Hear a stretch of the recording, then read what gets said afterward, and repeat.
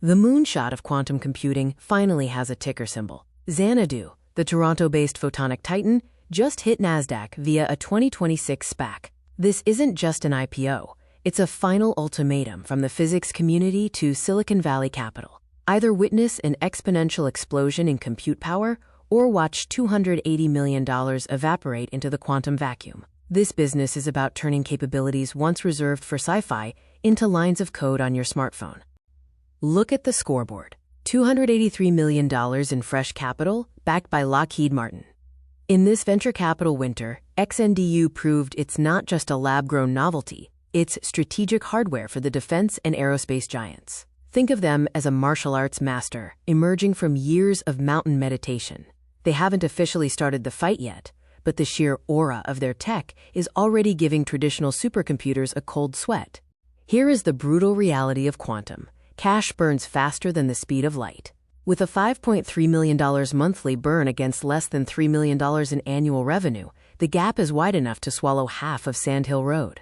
It's like hiring a team of rocket scientists to build a starship in your backyard, but currently, your only income is selling branded t-shirts. But that's the play. Xanadu is making sure their R&D flies before their revenue even learns to walk. Let's do the McKinsey math.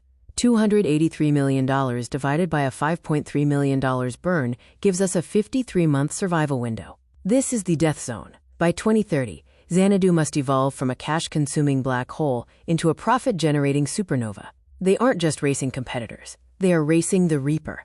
And the Reaper happens to be holding a government repayment notice due in 2028. 130% growth sounds electric until you realize it's mostly government nutrition. Most of that $2.7 million revenue is grant-linked, or SIF funded. It's a vanity metric to keep the lights on and the markets interested. Currently, XNDU is like a baby giant, growing fast, but still primarily fed on Canadian government formula. The real test is when they start eating the solid food of enterprise SaaS contracts. You've seen all in, but you haven't seen 74% of OpEx dumped into R&D.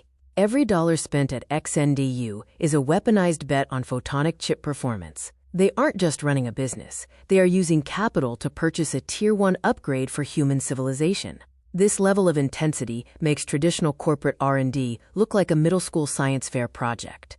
This curve leads to either financial heaven or a silicon graveyard. 2030 is the singularity. If the hardware isn't scalable by then, this line drills straight into the earth. Pay attention to the red dot in 2028. That's the SIF loan cliff. For XNDU, that day will be either their triumphal arch or their Waterloo.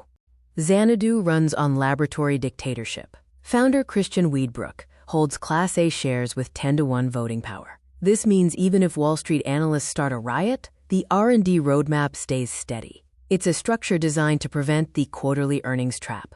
Here, the physicist has more pull than the accountant, which is exactly how you solve the world's hardest problems. Want to see XNDU's bodyguards? Lockheed Martin is betting on future electronic warfare.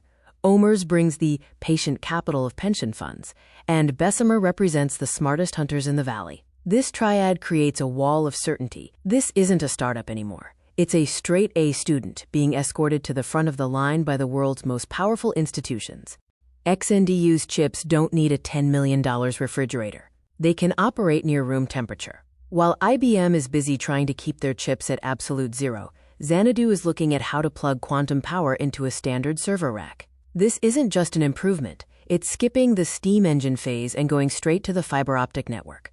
Even if the hardware fails, they own the OS. PennyLane is the Windows of quantum, the language the world's developers are already speaking. By creating this software gravity well, XNDU has hijacked the future user habits of the industry. Even if you're using an IBM machine, you're likely coding in Xanadu's language. That's a hedge most hardware companies can only dream of. Don't ignore the $28 million ticking clock.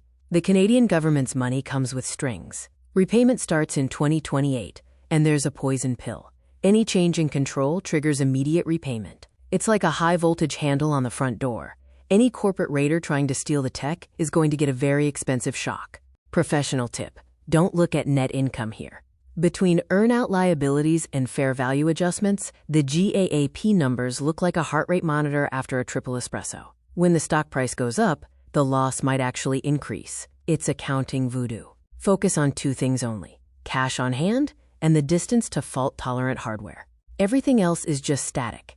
This is the Battle Royale roadmap. 2026 for the cash, 2027 for the defense proof of concepts, and 2028 to start paying the piper.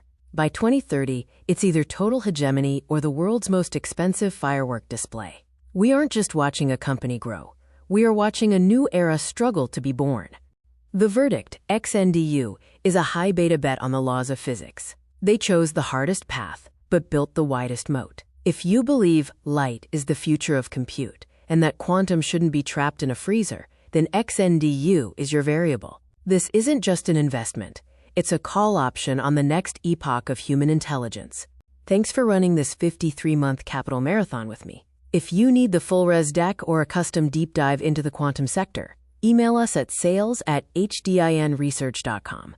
I'm with HDIN Research. We don't predict the future. We just reverse engineer its logic. Like, subscribe, and follow at HDIN230.